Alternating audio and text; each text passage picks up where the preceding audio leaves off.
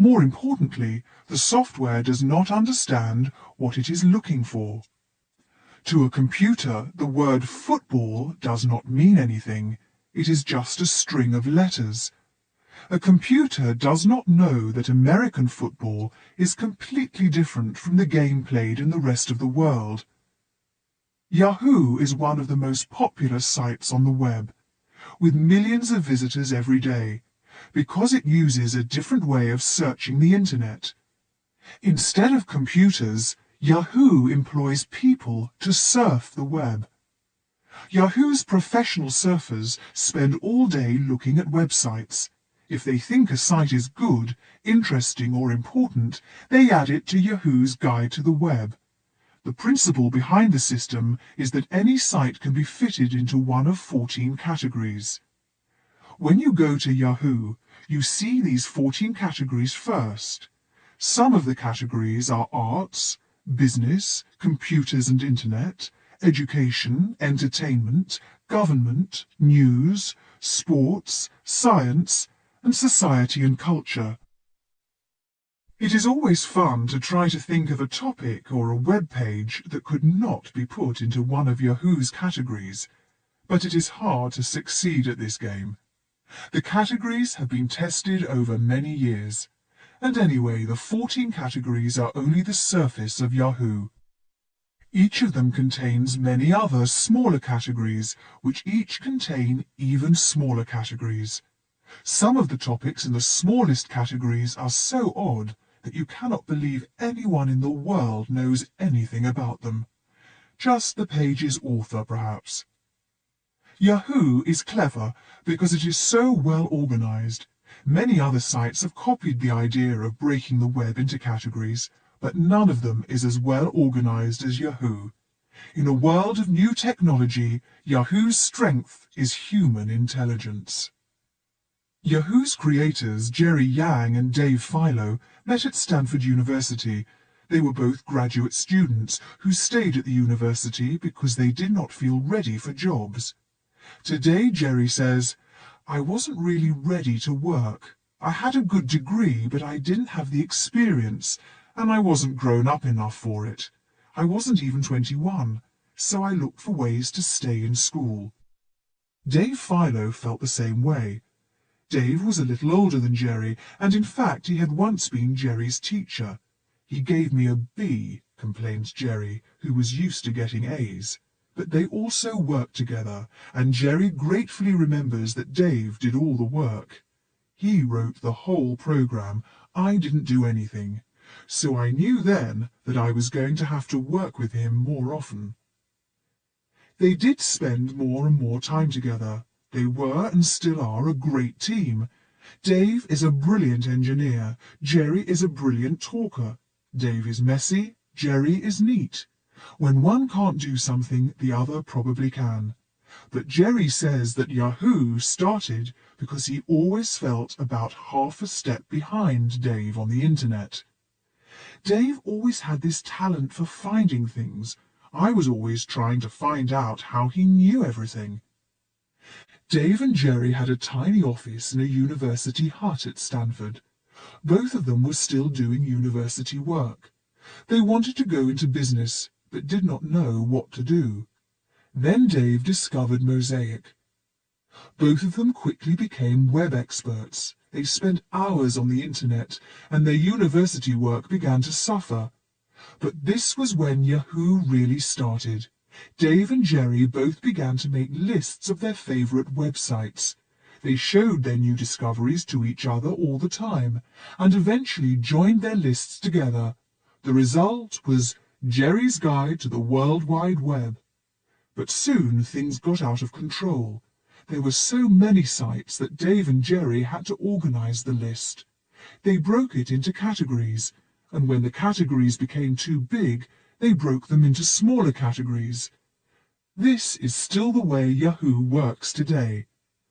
It was quickly obvious that lots of people outside the hut also wanted a guide to the web.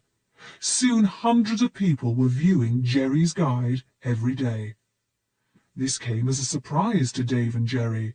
They had never thought about an audience. But the guide was a website like any other site.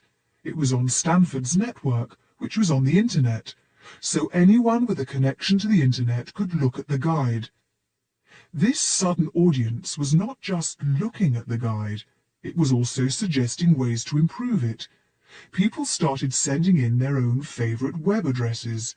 If Dave and Jerry liked them, they included these sites in the guide. Then they began to ask people to suggest good websites.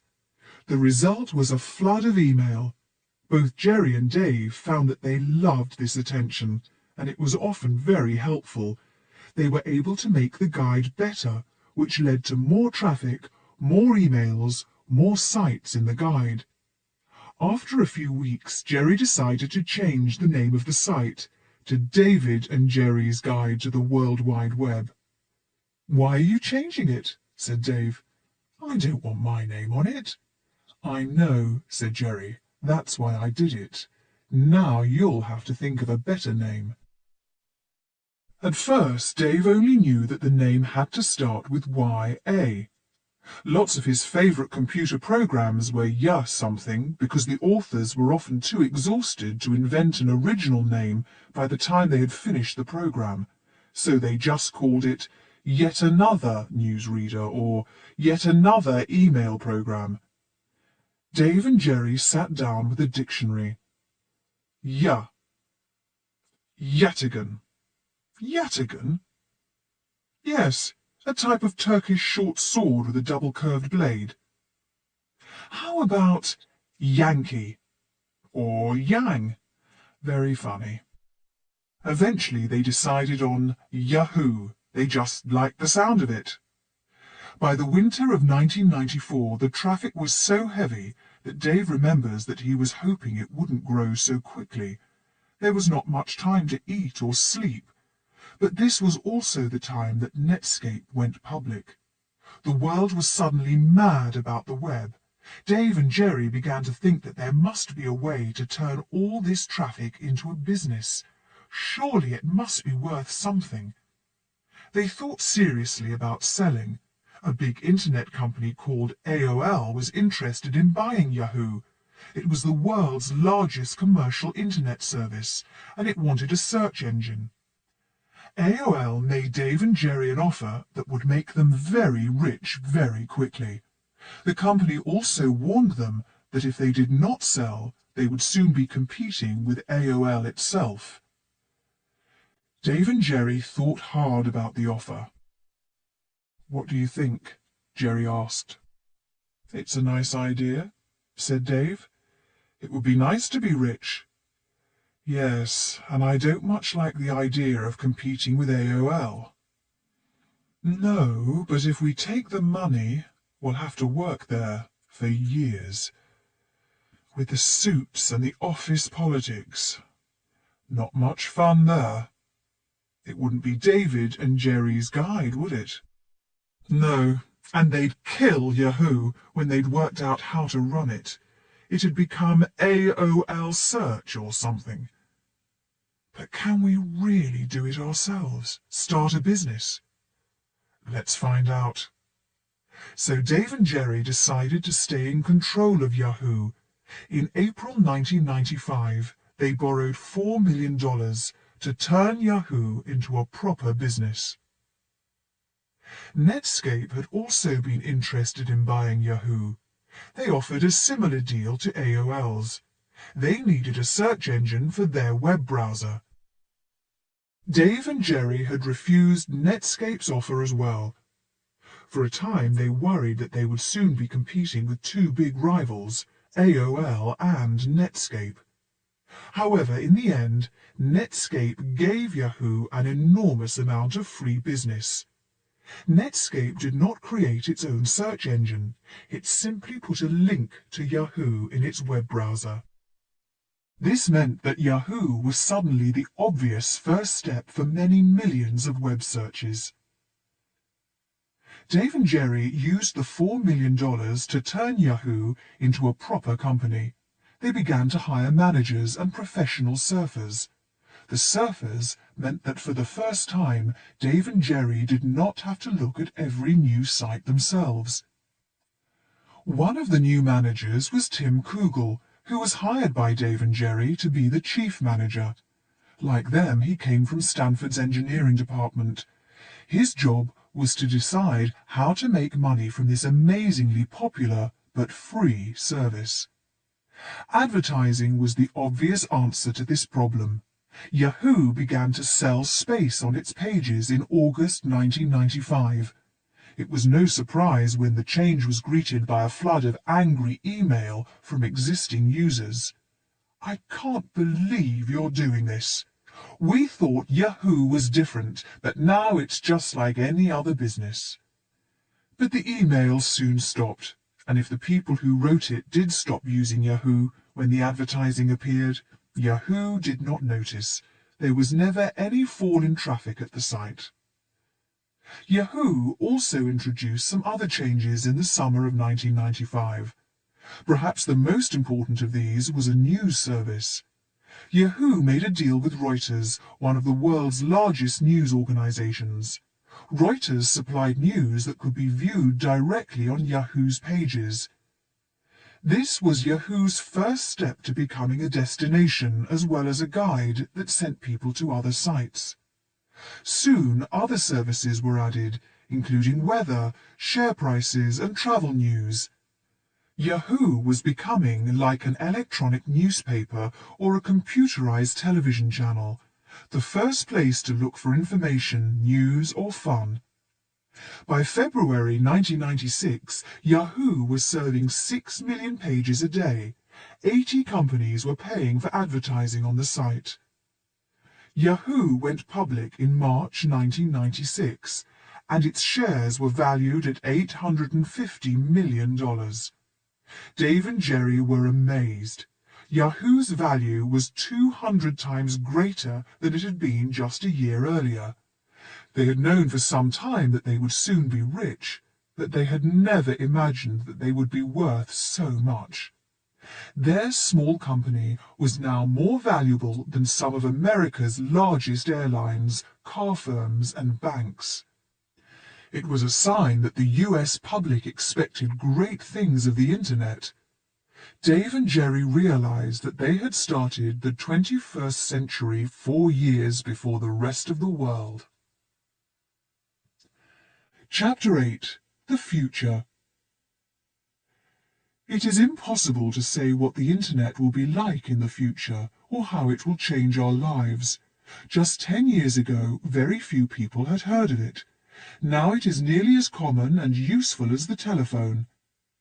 As more and more people use the Internet, as it becomes cheaper and faster and easier to use, there will be new things on the Internet that we cannot imagine today. But perhaps some of the more surprising things that have happened recently can give us a taste of the future. Anyone can report on the world. Using just a cheap PC, Matt Drudge nearly ended the career of US President Bill Clinton. Many other journalists at big news organizations knew about the possibility of a sexual relationship between Clinton and Monica Lewinsky. They chose not to report it. Matt Drudge did not work for anyone, but he wrote the story and put it on the Internet. Soon 1 million people a day were looking at his website.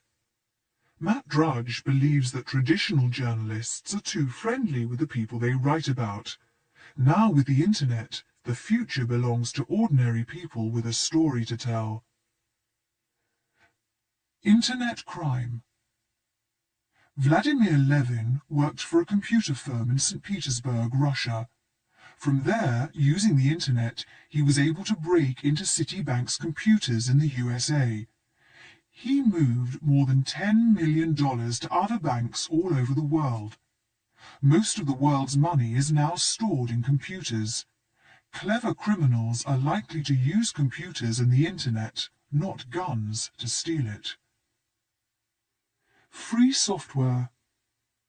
Today, most operating systems are the work of hundreds of programmers, and they can cost thousands of dollars.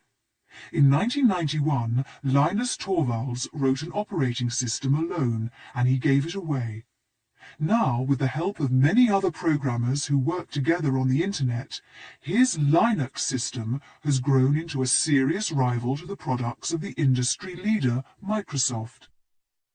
It costs almost nothing to deliver software over the internet, if programmers are willing to give their work away, and if the programs are as good as their commercial rivals. The days of paying for software could soon be over. Computer wars. India and Pakistan have twice fought wars over Kashmir. In 1999, the battle took a new form when the Indian Army's website was taken over. The content of the site was removed and stories of crimes by the army against ordinary Kashmiris were put there instead.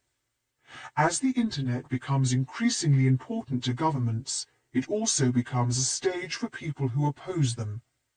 The information wars of the future may be fought on websites.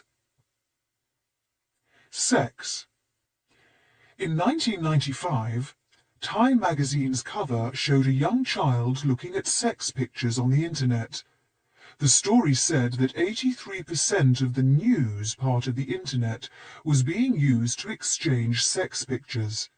In fact, this was not true, and there are many ways for parents to prevent their children from seeing anything on the internet that the parents do not like. But it is true that, like photography, cinema and video before it, the internet is growing partly because it is a way for people to find sexual material that they cannot easily obtain in any other way.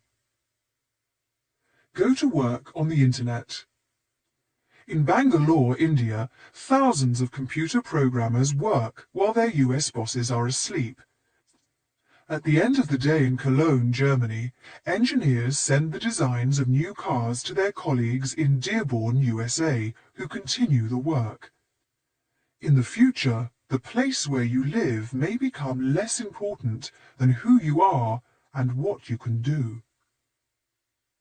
Are we alone in the universe?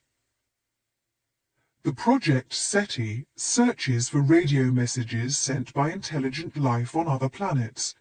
It looks at radio waves from every part of the sky, searching for a pattern that means that another form of life is broadcasting. The problem is that there are many hundreds of millions of possible messages and many fewer mainframes to examine them. David Anderson of Berkeley University has an answer. His project, called SETI at Home, sends data to tens of thousands of home computers over the internet. A program works in the background when your computer is not doing anything else and looks for a message in the data. So the first contact with creatures from other worlds could happen on your PC.